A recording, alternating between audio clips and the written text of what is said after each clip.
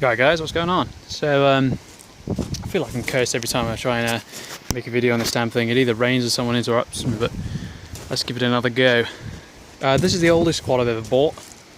This is a 1997 Yamaha Big Bear 350 4x4. It's yeah, it's a lot different to what I'm used to messing with, to be fair. It's straight off a farm, this bike. Very cheap indeed, or at least what I consider to be very cheap indeed. 600 odd quid this was cost. It does run on drive. I did have something similar to this before. It was a 1993 or 1994 Kodiak 300 or 350. It had a blown gearbox and a blown engine. So God knows how much to do that. I only really bought that for just to sell on, really, because it was virtually free at the time. They were going to just scrap it, so I took it. The motor doesn't look bad. It's pretty clean. They claim it had a new coil and CDI about 10 months ago.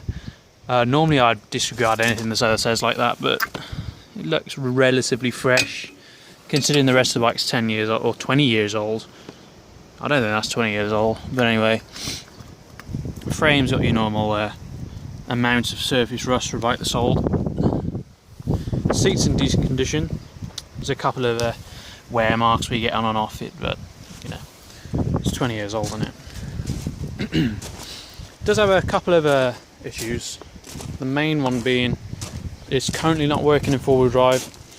It's only rear-wheel drive only, and that's because the U-joint's broke there. I'll show you it now. There's a couple of bits that are broke. This is the U-joint that fits onto the engine. So your cog slides on there. And as you can see, that's completely, well, yeah. Well, technically I don't think this is called the U-joint, this is called the yoke. The U-joint is the bit that sits in the middle.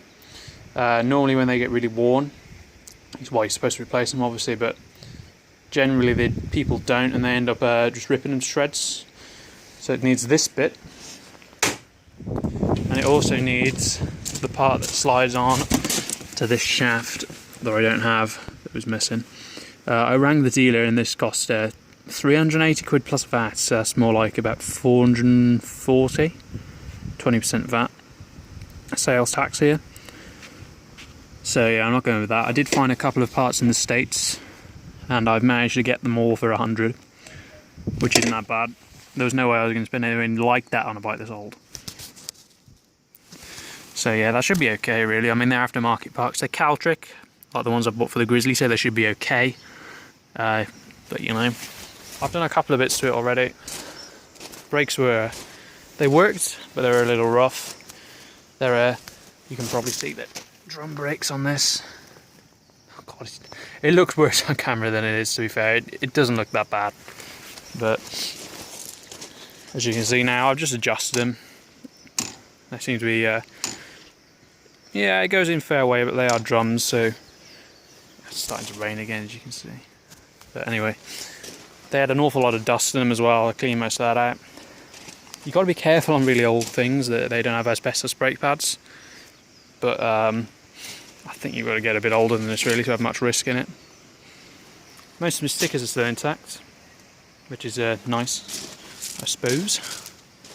Yeah, I don't know what else to say on it really. I mean, the back rack was really bent. I've just got a gun rack off the old KLF 300 I used to own, and that seemed to bend it back. It's still pretty bent, but it was way down here before. They reckon they ran over it with a tractor. I'm surprised nothing else took too bad of a beating, but I can't see anything that's bent down here. Oh yeah, there is one other thing. Well, two actually. This is ridiculously tight, as you can probably hear when I roll it along. If I don't even get it to roll, the back brake is way too tight. The pull start was always also seized, but you know, it's sort of usual. I've easily cleaned that up. And the shifter, that was bent into about there, which made it awkward to shift, but that was a simple job of just pulling it.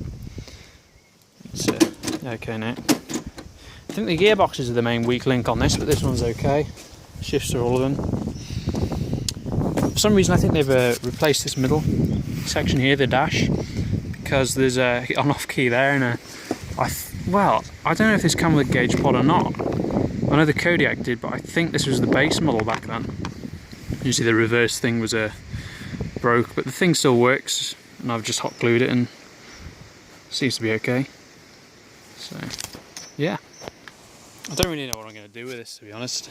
It's not something I'm that interested in keeping, because it's a bit too old and a bit too crap. It drives fine, the engine runs well. I can't show you it now because I had to drain the oil to get that yoke out, but yeah, it's not bad overall. I'll probably keep it for a while in case anyone comes up and wants to go for a quick ride. I've got 2 machines lying around, but it'll probably go eventually. So yeah, subscribe for more and I'll see you in the next one.